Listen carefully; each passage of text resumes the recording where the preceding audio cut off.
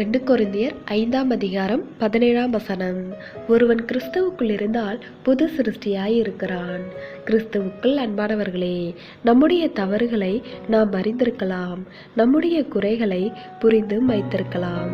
ஆனால் நம்மில் இருக்கும் தவறுகளை ஒத்துக்கொள்வதை நேர்மை என்று எண்ணக்கூடாது.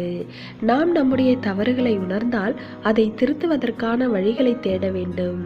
அநேகர் திருச்சபைகளில் கூடி வந்து நாங்கள் தப்பிப்போன ஆடுகள் என்றும் எங்களுக்கு இளைப்பாறுதல் இல்லை என்றும் அறிக்கை செய்துவிட்டு அப்படியே இருந்து விடுகின்றனர்.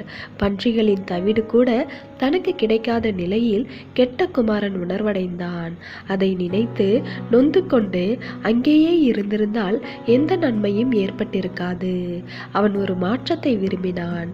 உடனே தன்னுடைய தகப்பனை காணச் சென்றான்.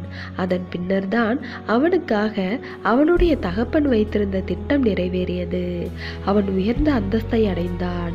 அதுபோலதான் நாம் நம்முடைய தேவனால் மாற்றப்பட்டு சந்தோஷமும் சமாதானமும் உயர்ந்த தரிசனமும் உன்னத குணங்களும் உடைய உயர்ந்த வாழ்க்கை வாழ்வதற்கான வாய்ப்பை பெற்றிருக்கின்றோம். அந்த வாய்ப்பை பயன்படுத்திக் கொள்வதுதான் கிறிஸ்தவ வாழ்க்கை.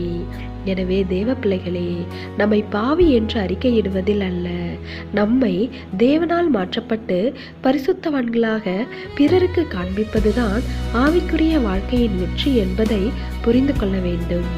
அப்பொழுது தேவனுடைய நாம மகிமைப்படும். தேவனுடைய கிருபையும் இரக்கமும் உங்கள் அனைவரோடும் இருப்பதாக. ஆமென்.